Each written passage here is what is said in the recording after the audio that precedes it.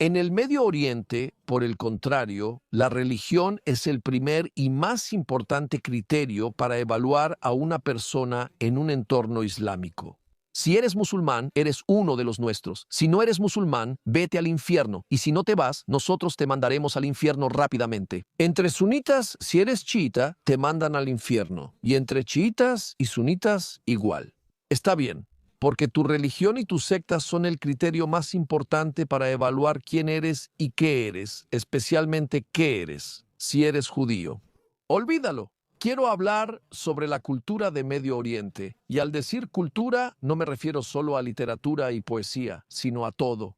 Como en la palabra cultura occidental, la cultura occidental es todo. La cultura occidental es democracia. La cultura occidental es cómo nos comportamos entre nosotros, cómo manejamos en las calles, cómo son las relaciones entre personas, hombres y mujeres, padres e hijos, y con las autoridades, cómo comprender los medios de comunicación. ¿Cómo digo, está bien?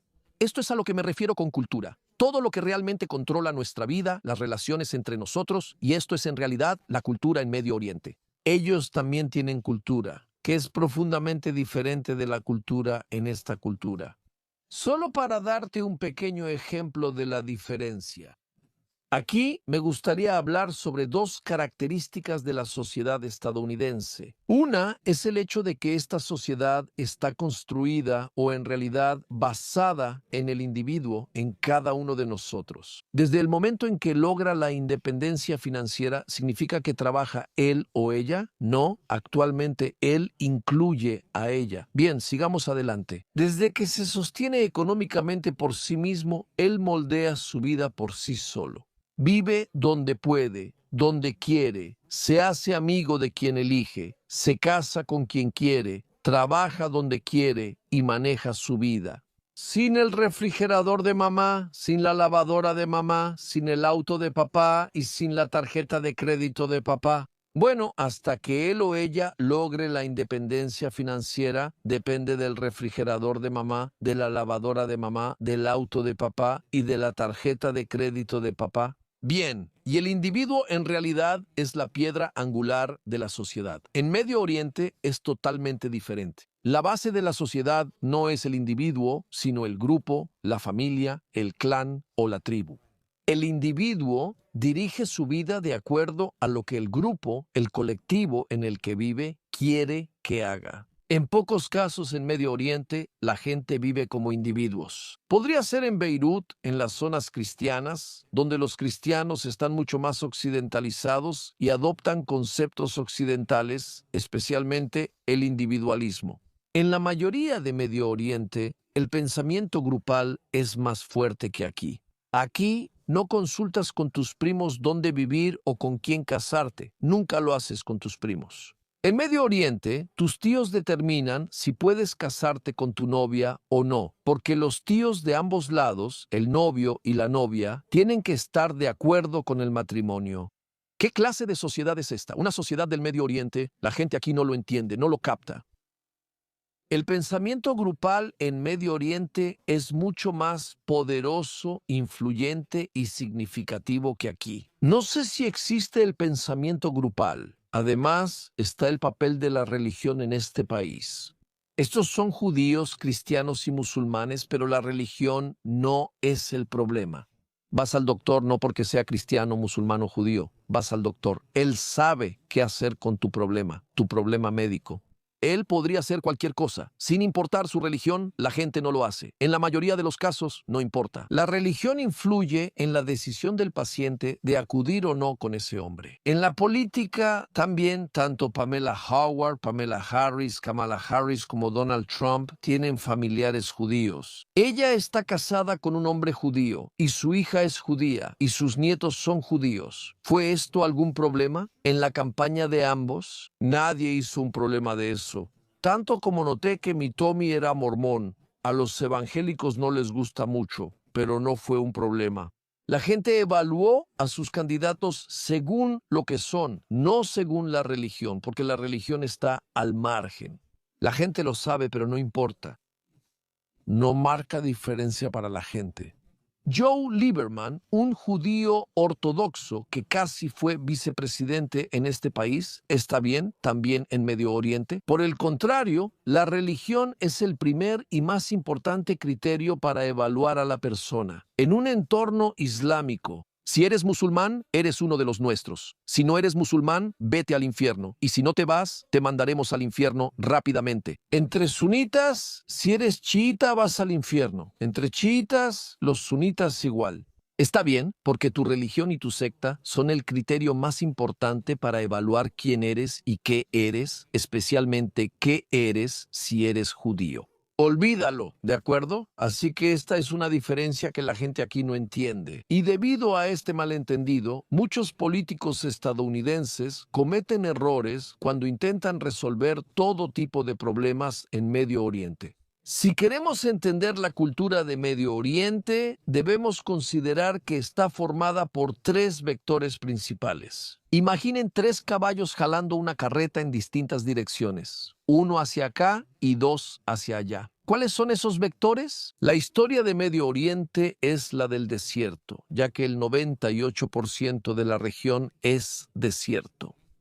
Todo, desde Marruecos en el oeste hasta Irak en el este, desde Siria en el norte hasta Yemen en el sur. El 98% del territorio es desierto, como Nevada, una zona seca y árida, donde la temperatura promedio en verano es de 50 grados centígrados a la sombra. Un ser humano debe estar siempre conectado a una fuente de agua para no deshidratarse si vive ahí. En Medio Oriente, si tienes agua, debes defenderla porque otros grupos, al quedarse sin fuentes, buscan una nueva. Y ellos lucharán contra ti para quitarte tu agua, porque de lo contrario morirán. Por lo tanto, desde que los seres humanos empezaron a vivir en Medio Oriente, y estoy hablando de quizá cientos de miles de años, han estado en una lucha por el agua, porque es un desierto. Por lo tanto, no puedes vivir como individuo en el desierto porque el individuo es débil. Debes vivir en grupo para proteger tu fuente de agua, ya que el grupo es fuerte. Y el grupo más consolidado, el más poderoso, es la familia, porque los miembros de la familia están comprometidos entre sí con los lazos de fraternidad. Por lo tanto, el grupo siempre será el padre y los hijos. Y después de una generación serán los nietos, los primos, después de otra generación serán los primos segundos y así sucesivamente. ¿Qué obtenemos? Familia extendida, clan, tribu. Está bien, el nombre no hace ninguna diferencia. La diferencia la hace la esencia de este grupo. Y vivir como una tribu o un clan tiene reglas. La regla principal es la lealtad. Un clan no debe permitir que sus miembros colaboren con el enemigo. Los que viven en esa colina o valle cercano son el enemigo. Si se quedan sin agua, ¿qué harán? Bueno, ¿a dónde van a venir? ¿A nosotros? ¿A quitarnos nuestra agua? Significa que son enemigos potenciales o enemigos reales, porque una vez intentaron hacernos algo y tuvimos que luchar contra ellos. El otro, con O mayúscula, es considerado enemigo casi por definición. En este entorno, colaborar con él se castiga con tashmis. Tashmis en árabe está basado en la palabra shemish. Shams en árabe significa. Si te atrapan después de hablar con ellos, significa que les diste nuestros secretos, dónde atacarnos. Te mandarán desnudo al sol, y en cuestión de minutos caes y las águilas ya están esperando tu caída. Para tener un buen almuerzo contigo, y los lobos, o el zorro, lo que sea que esté en el desierto, también están esperando el almuerzo. Así que este es tu castigo. No te matarán, solo te enviarán al desierto. Te casas con tu hija en la tribu porque no la das al enemigo. Y el costo del matrimonio dentro del clan es tremendo cuando se trata de problemas genéticos, los cuales se perpetúan con este tipo de matrimonio dentro del clan. Si matan a uno de nosotros, ¿responderemos igual? ¿Matar a uno de ellos para mantener el equilibrio de poder? Si no nos vengamos, habrá otro asesinato pronto, así que debemos disuadirlos. Otra cosa, tu hija anda con chicos. ¿Cuál será su castigo si mata a alguien? En árabe, raslala significa lavar o enjuagar la vergüenza. ¿Cómo se enjuaga la vergüenza? Con la sangre que saldrá de su cuello cuando la degüellen. Así es como se lava la vergüenza. Estas son otras reglas y costumbres problemáticas, pero así funciona.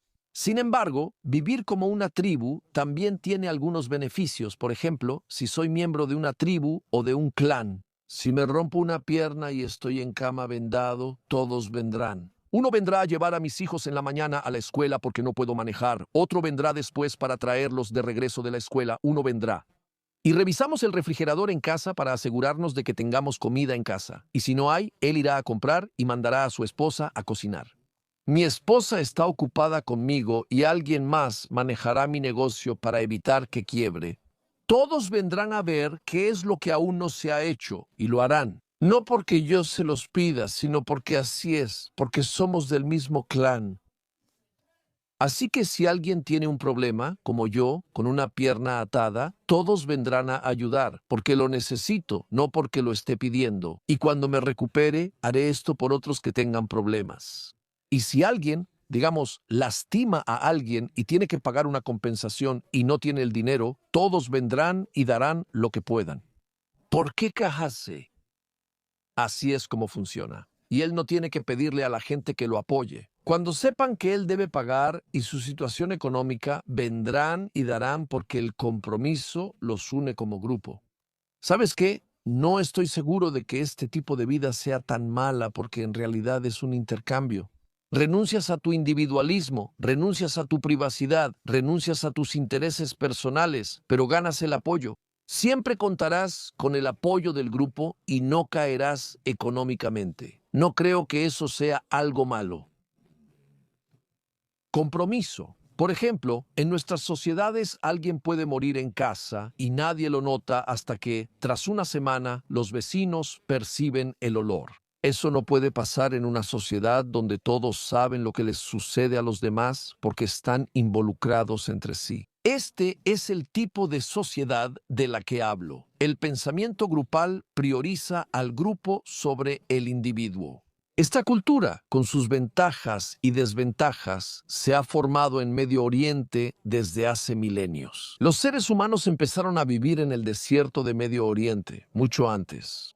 Las religiones surgieron y su cultura sigue presente en las sociedades de Medio Oriente hoy. ¿Cómo lo sé? Incluso en Israel, un estado moderno con un 20% de población árabe, todavía vemos comportamientos tribales hasta el día de hoy. Han estado en contacto con la sociedad judía liberal por 76 años desde la fundación del Estado. Aún así, puedes ver a Arnold matando y puedes ver cadenas de venganza, sangre. La venganza, desafortunadamente, significa que los fenómenos tribales todavía prevalecen incluso en Israel, a pesar de la fricción entre la sociedad árabe en Israel y la sociedad judía. Así de poderoso es este legado tribal. Hace solo 14 siglos, lo cual es muy poco tiempo. Un hombre llamado Mahoma, que vivía en la Meca, decidió poner fin a los malos fenómenos del tribalismo. Él trajo un nuevo esquema de vida llamado Islam, que uniría a todos los árabes bajo un mismo techo, porque ahora tendrán una sola deidad, a diferencia de los ídolos, ya que cada tribu tenía diferentes ídolos, diferentes deidades, diferentes creencias. Ahora solo tendremos una creencia que nos unirá a todos para ser una sola nación islámica. Seremos hermanos unos de otros y esto pondrá fin a los malos fenómenos como los asesinatos, peleas y luchas por el agua. Ahora, ya que todos somos hermanos y hermanas, porque todos somos musulmanes, ahora podemos vivir juntos en paz. Gran idea, realmente una gran idea. La idea tenía gran significado y podía acabar con las disputas, pero fracasó. Porque hasta el día de hoy puedes ver a los clanes peleando entre sí, igual que antes. El Islam llegó al mundo para corregir estos problemas. Todos conocemos la división entre sunitas y chiitas en el Islam. ¿Por qué pelean? ¿Por esto? De repente, Es una pelea entre dos familias por la sucesión de Mahoma sobre quién era el sucesor legítimo cuando Mahoma murió en el año 632 después de Cristo. Hasta el día de hoy se están matando casi por esta misma cuestión. Quizá recuerdes que en el año 2000 hubo elecciones aquí entre George W. Bush y Al Gore, ¿recuerdas? Y las elecciones fueron parejas, pero Florida fue decisivo.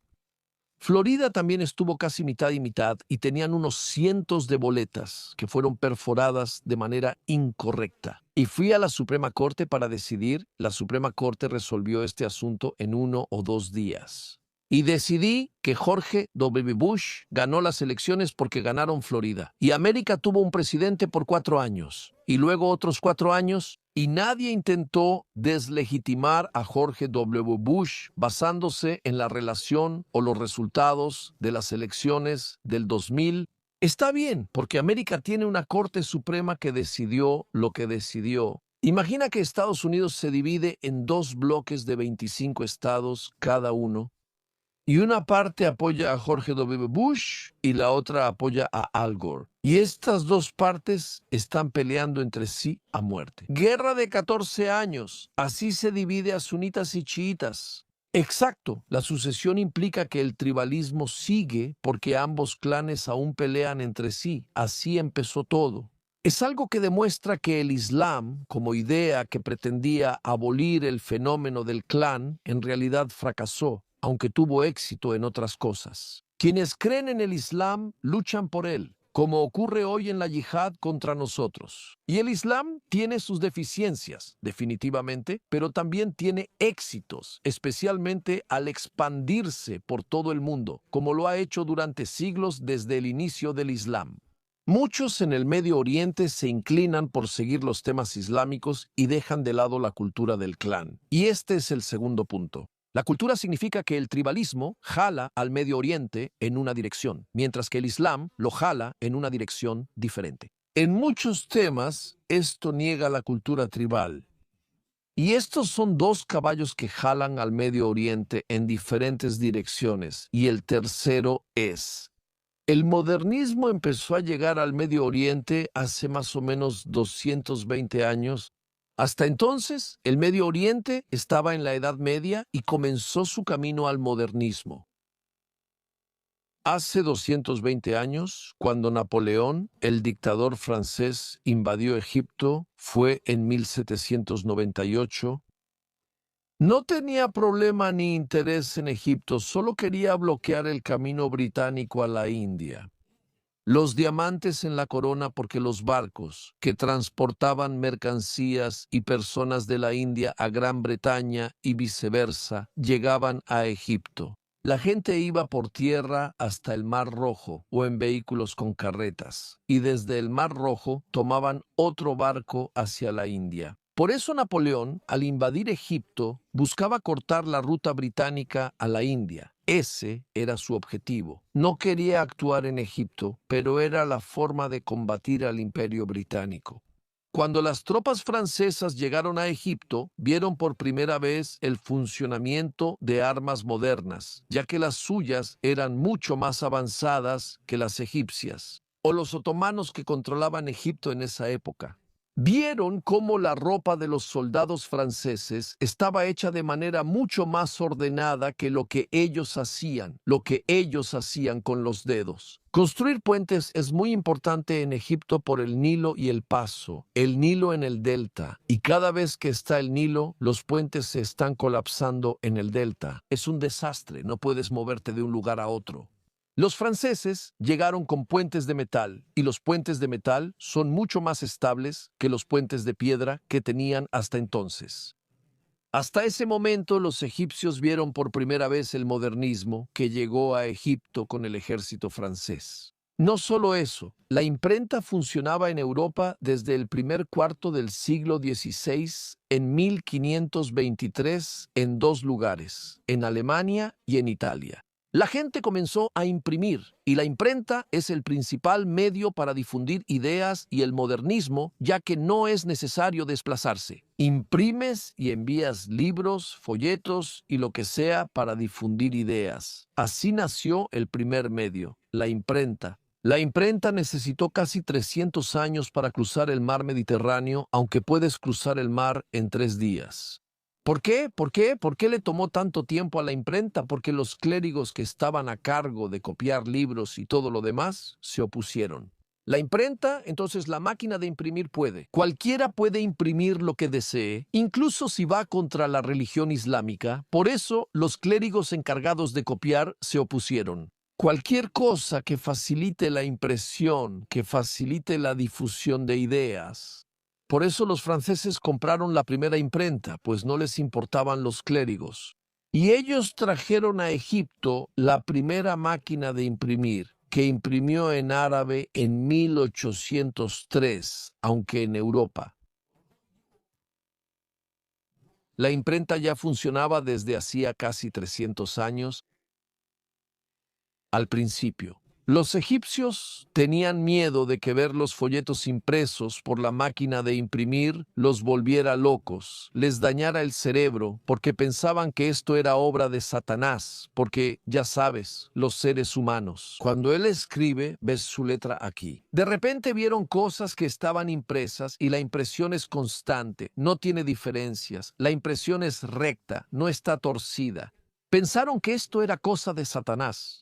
¿Cómo un folleto puede verse así? La impresión es tan diferente. Tenían miedo al modernismo, que trajo consigo esto, pero con el tiempo se acostumbraron. Muhammad Ali, quien gobernó Egipto desde 1805, envió delegaciones a Europa para estudiar matemáticas, ingeniería, arquitectura y metalurgia, áreas que él comprendía. En Egipto podemos aprender de la experiencia científica e industrial de los europeos, quienes hacen todo mucho mejor que nosotros, porque seguimos en la Edad Media. De hecho, él llevó el modernismo a Egipto. Estas delegaciones fueron a Europa a estudiar todo esto, pero estas delegaciones, durante el día aprendían matemáticas y física y arquitectura e ingeniería.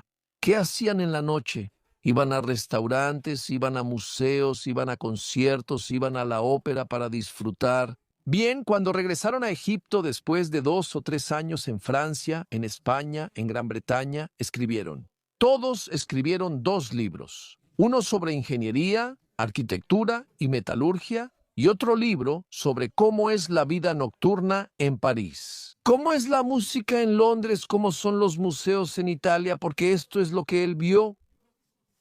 ¿Crees que fueron más populares los libros de ingeniería o los de la vida nocturna de París? Bien, entonces esta fue otra manera en que los egipcios del siglo XIX se familiarizaron con la idea de que hay otro mundo más allá del Mediterráneo y que se ve totalmente diferente al nuestro.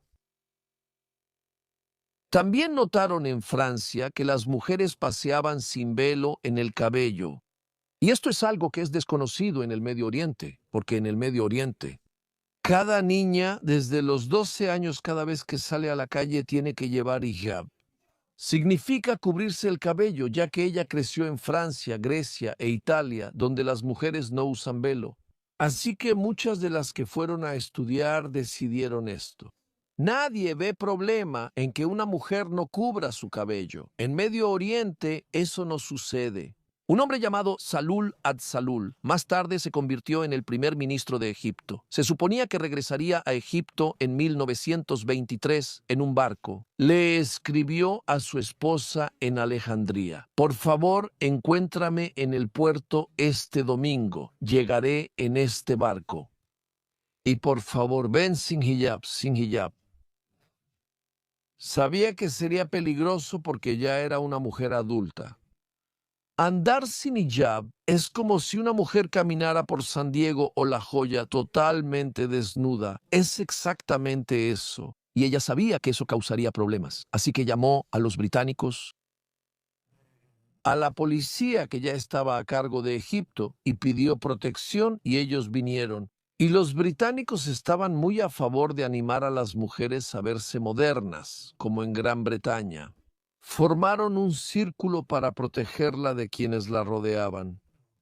Y ella tenía 2 o 3 mujeres más que estaban de su lado y también salieron a la calle sin velo para encontrarse con Saad Sarnul, quien acababa de llegar de Europa, y para darle la bienvenida. Esta manifestación de mujeres sin velo en el cabello en 1923, exactamente hace 100 años, tuvo lugar en Egipto. Toda una ola de manifestaciones a favor y en contra de estas mujeres.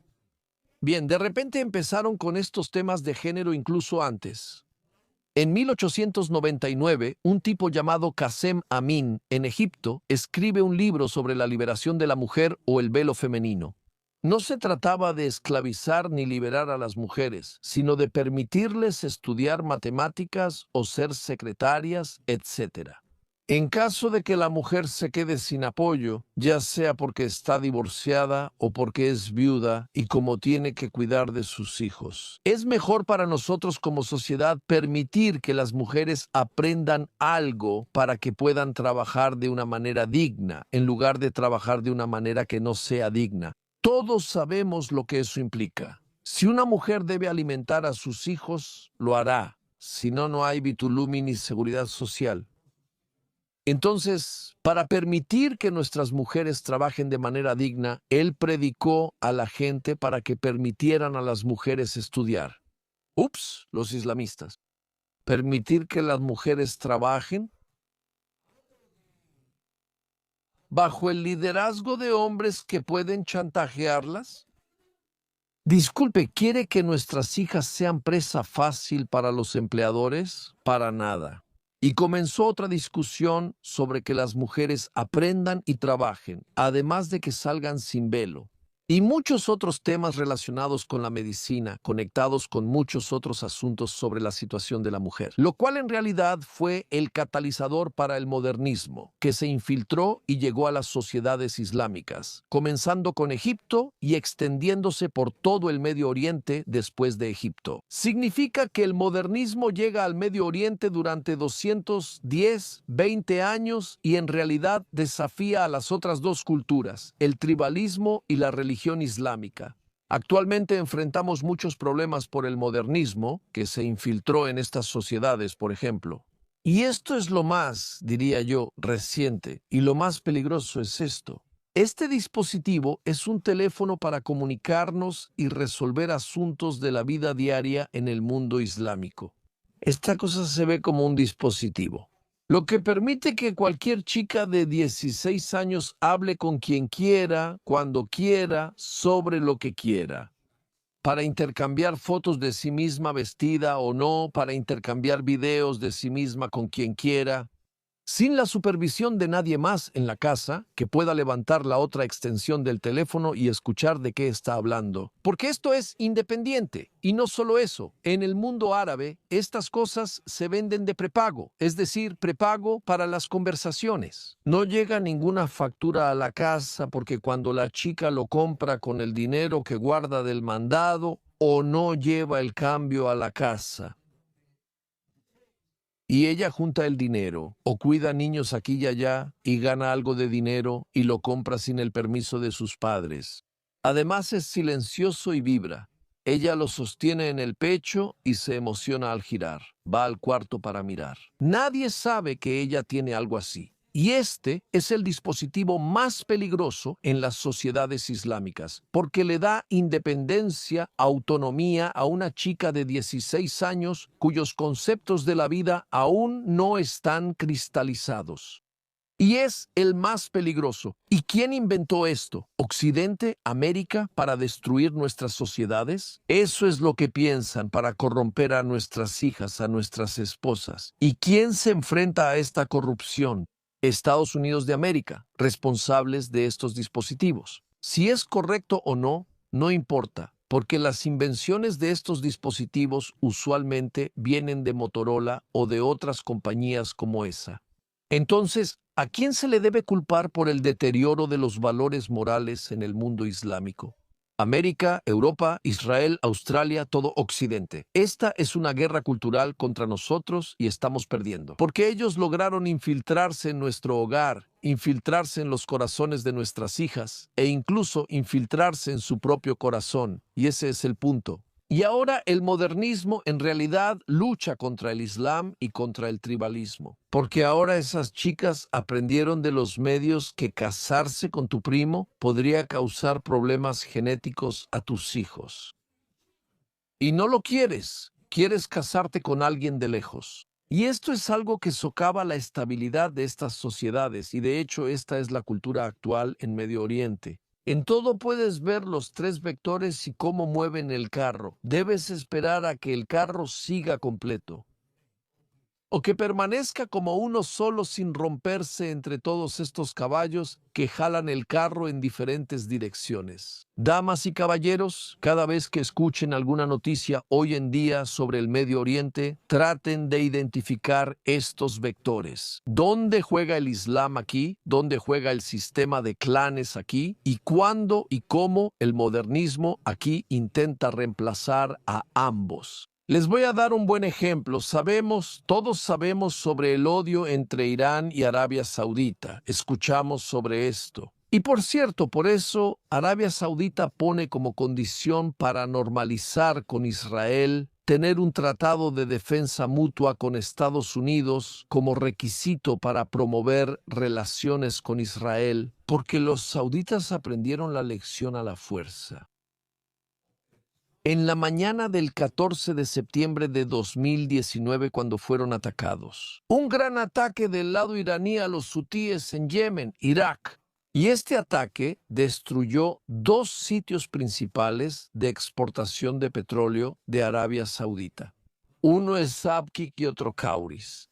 Y este ataque iraní paralizó alrededor del 50% de la capacidad de Arabia Saudita para exportar petróleo. Un gran golpe para los sauditas. Por eso no se unieron a los acuerdos de Abraham, aunque se esperaba que lo hicieran. 3 meses después, alguien se deshizo de Qasem Soleimani, quien estaba detrás de este ataque. Bien, esto es lo que pasa ahora en Medio Oriente. La lucha entre Arabia Saudita e Irán es una lucha tribal entre los persas y los árabes, que son clanes diferentes, tribus diferentes. Bien, aquí ves el sistema de clanes en esta lucha entre Irán y Arabia Saudita, diferentes grupos del otro lado. Aquí puedes ver el cisma y la división sunita, ligados a la religión. Aquí está el vector religioso que impulsa esto.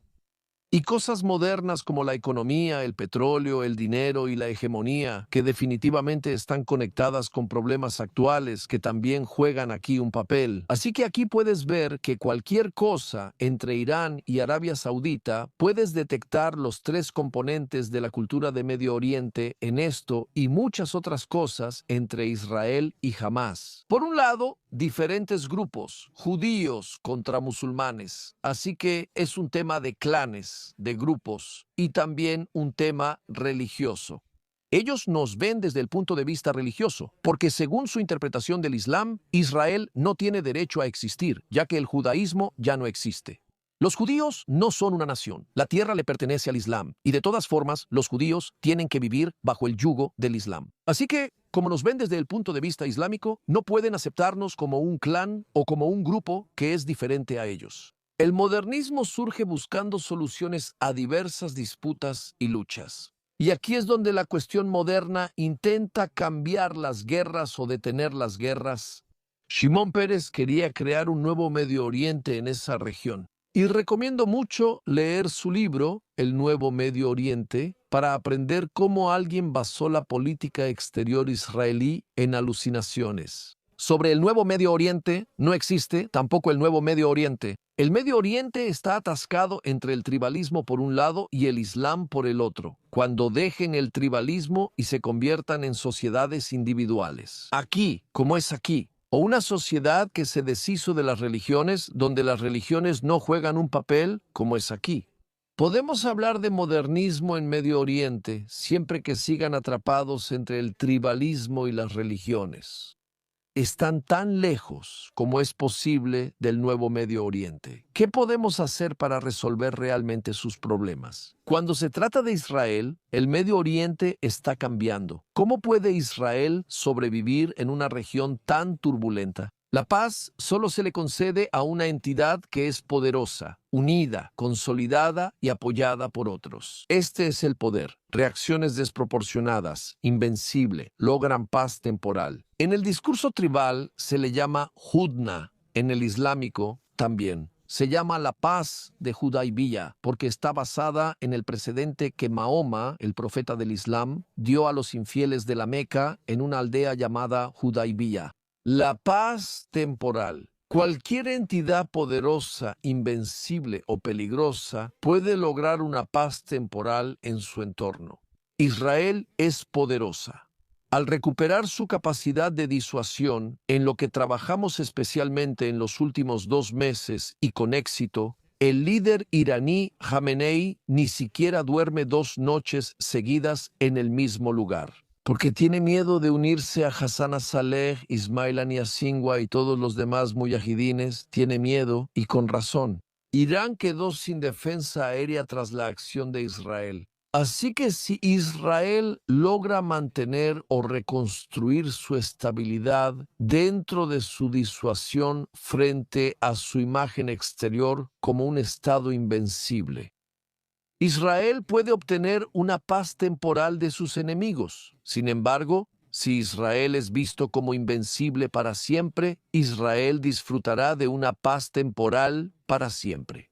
Así funciona. En Medio Oriente, la cultura es distinta y no es posible dar a Israel una paz permanente, porque no nos aceptan, porque somos un clan diferente y tenemos una religión diferente. Y como estos 2 caballos todavía jalan al Medio Oriente mientras sigan siendo tan poderosos como lo son, Israel no puede ser aceptado como un país que tiene derecho a existir, solo como un país que existe gracias a su poder y a la disuasión. Y el hecho de que esté apoyado por naciones como esta nación bendita, y esto es realmente lo que se puede lograr.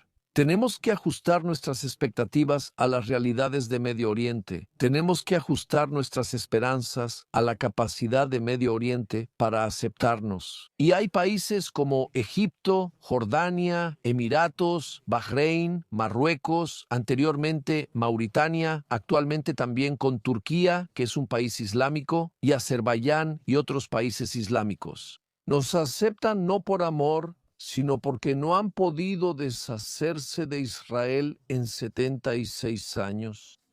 Un migrante no se quita la cabeza, la acepta. Nadie se corta la propia cabeza para dejar de ser mayán. Bien, así es como nos aceptaron, no de buena gana, sino con el tiempo. Porque Israel demostró una y otra vez que es muy difícil erradicar a Israel como ellos quieren. Bien, esto es lo que estamos haciendo ahora. Estamos en una guerra muy problemática que dijimos que nos vimos obligados a comenzar hace más de 400 días. Para comparar, la guerra de los 6 días en 1967 o la de unos 20 y tantos días.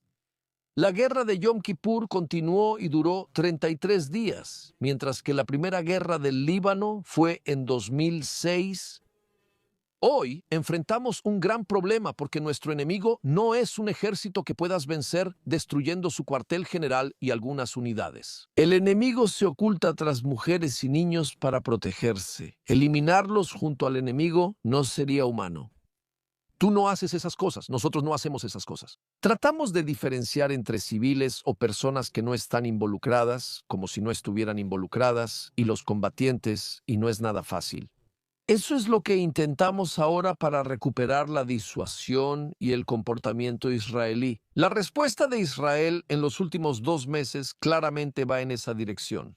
Israel logró deshacerse de la mayor parte del liderazgo de Hamás, la mayor parte del liderazgo de Hezbolá, y los iraníes no tienen ninguna defensa aérea, damas y caballeros. Desde el ataque israelí de hace unas semanas, toda la defensa aérea de los iraníes ha desaparecido. Significa que cualquiera que quiera hacer algo contra Irán puede hacerlo libremente sin temor a que sus aviones sean derribados por la defensa aérea. Porque no tienen. Además, Israel atacó y destruyó los sistemas S-300 rusos entregados a Irán y otro sistema iraní, ambos atacados por Israel. En Irán hay pocos sistemas S-400 fabricados y operados por rusos, que son mucho mejores. Los iraníes creían que participarían en la defensa contra los aviones israelíes. Sin embargo, se sorprendieron enormemente por el hecho de que los rusos en Irán, que están operando los primeros sistemas 400, no hicieron nada contra los aviones israelíes que atacaron Irán.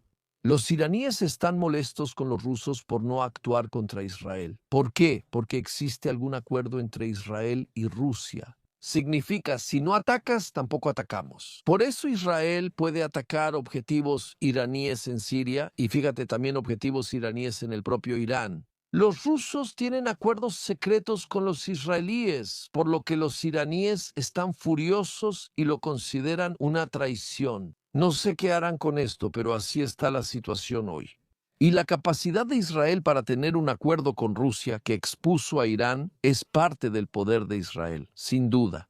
Lo que pasa ahora, las cosas recientes que Israel continúa con la guerra en Líbano contra Hezbollah. Hezbollah está, no estoy diciendo que Hezbollah esté acabado, definitivamente, siguen lanzando misiles y drones contra Israel. Sin embargo, muchas personas en Líbano se sienten mucho más cómodas criticando a Hezbollah frente a la cámara. Tenían miedo de hacerlo hasta hace 2 meses o hasta el ataque de Viper, que nadie sabe quién lo organizó. Sin embargo, la gente sospecha que fue Israel y ahora podemos ver cómo las personas critican abiertamente a Hezbollah en Líbano y a Hamas en Gaza. Y aparentemente, si Israel continúa atacando a estas dos organizaciones, podría provocar el fin de ambas organizaciones. Irán, sorprendentemente, no intervino en la guerra entre Israel y Gaza o Hamas, y tampoco apoyó a Hezbollah. Hezbollah y Hamas están furiosos con Irán, que no hizo nada contra Israel durante más de 400 años de guerra. Solo cuando Israel ataca a los iraníes, Irán ataca a Israel, no por lo que Israel haya hecho en Gaza, ni por lo que Israel haya hecho en Líbano. Esto no motivó a los iraníes a hacer nada contra los israelíes. Y los libaneses, es decir, Hezbollah y Hamas, están enojados con Irán, que en realidad los dejó abandonados. Así es como se sienten. Y toda la coalición entre Irán y sus aliados ahora está en peligro. Bien, porque esto es realmente lo que está haciendo Israel. ¿Cuál será el futuro? No tengo idea porque no soy adivino, pero la tendencia es clara. Si Israel continúa luchando una guerra total contra Hezbollah y Hamas, existe la posibilidad de que la coalición iraní se disuelva, especialmente después del 20 de enero. Y lo que pasó aquí cambia las reglas del juego en todo el Medio Oriente. ¿Por qué? ¿Sigues las noticias de Irán? En los últimos días, los disturbios volvieron a estallar allí. La gente incendia fábricas del régimen, estaciones de policía de la Guardia Revolucionaria iraní y ataca a los clérigos. El pueblo iraní nuevamente tiene esperanza de que el futuro será mejor porque entienden que lo que cambiará aquí el 20 de enero cambiará drásticamente la situación en Medio Oriente. Porque ahora la administración que reemplazará a la administración de Biden será mucho más comprensiva. Eso es lo que esperan, que será mucho más comprensiva con el pueblo iraní en lugar de con el régimen iraní. Y el régimen es enemigo del pueblo iraní. Como vemos una y otra vez en las manifestaciones, por cómo matan a su propia gente, cómo asesinan a niñas y niños y a cualquiera que intente manifestarse contra el régimen, ahora hay esperanza en Medio Oriente, Arabia Saudita, Israel, Egipto, Jordania, Emiratos, Bahrein y sobre todo en Irán. Todos esperan que desde el 20 de enero las cosas en Medio Oriente cambien.